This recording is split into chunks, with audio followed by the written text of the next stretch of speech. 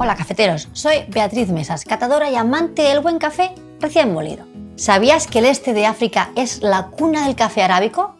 Existe un terroir, el clima y una geografía favorables para conseguir cafés exóticos y muy ricos.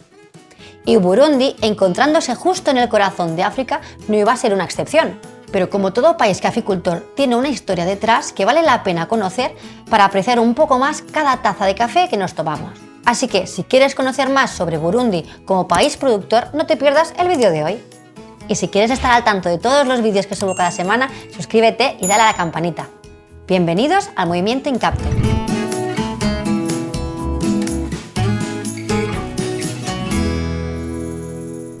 Burundi es un pequeño país conocido como el corazón de África, tanto por su forma de corazón como por su situación geográfica. Entre 600.000 y 800.000 familias cultivan café y es uno de sus principales ingresos. Aunque solo produzcan el 1% de la producción mundial de café, las exportaciones de café representan el 65% del total de exportaciones del país.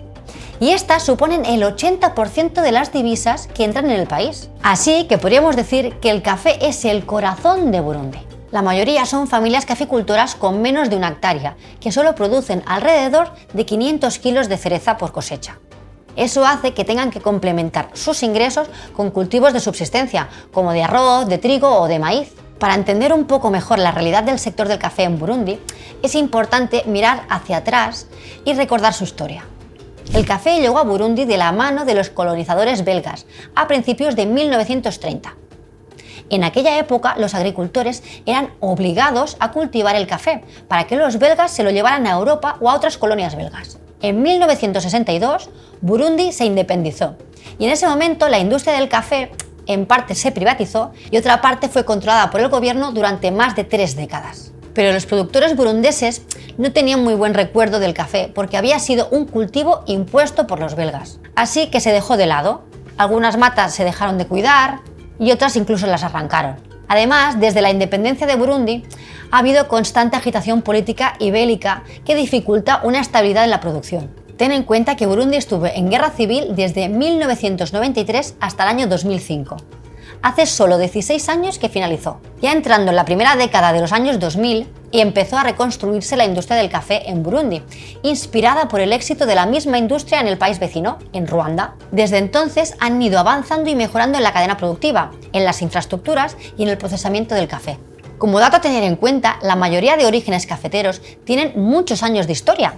Incluso algunos países productores de café llevan siglos fomentando la industria del café, así que tienen muchísimo recorrido que les ha ayudado a aprender y a mejorar en todos los aspectos relacionados con el cultivo, con el beneficiado, con el almacenamiento, con el transporte o con la comercialización del café. En este sentido, Burundi está en desventaja respecto a otros países cafeteros, ya que prácticamente llevan menos de 20 años apostando por la industria del café y partiendo de muy pocos recursos.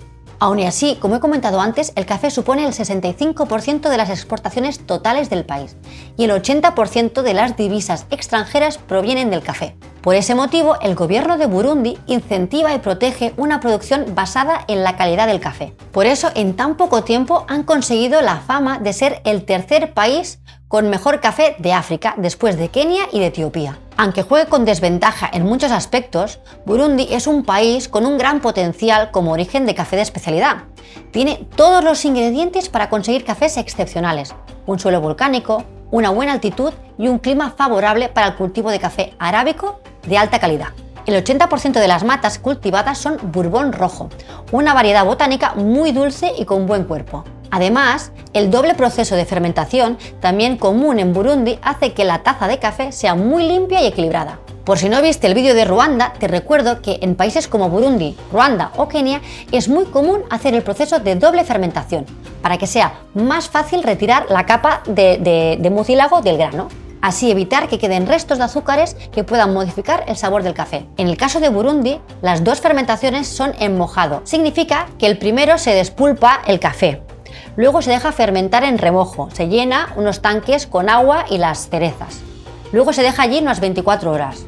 Luego se lava y luego se vuelve a dejar fermentar durante 24 horas más. En el caso de Ruanda, la primera fermentación se hace en seco, sin agua, y la segunda fermentación hundiendo las cerezas en agua. Además de remover la capa de mucílago, cuando se fermenta en agua también sirve para hacer una criba adicional, ya que se separan los granos menos densos, se quedan flotando y los que son más densos se hunden. Si un grano de café no pesa, significa que es de mala calidad. El café de Burundi que puedes encontrar en nuestra web de Incapto proviene de la estación de lavado de Nemba, de la comunidad de Kayanza, situada a más de 1.800 metros sobre el nivel del mar. En esta estación se recolectan cerezas de más de 2.600 productores locales distribuidos en 15 colinas. Nosotros hemos escogido este café por sus notas a cacao, a canela y a té negro, que es un perfil de sabor curioso y agradable que encaja muy bien tanto si tomas el café solo como si te gusta combinarlo con leche o con bebida vegetal. ¿Y tú? ¿Conocías el café de Burundi? ¿Sabías de su historia? ¿Te gustaría aportar algo más de información que hayas echado en falta? Escríbenos tu opinión en los comentarios, estaremos encantados de responder. Y ya sabes, aparte de darle a me gusta al vídeo, suscribirte y campanita, recuerda que una taza de café puede ayudar a cambiar el mundo.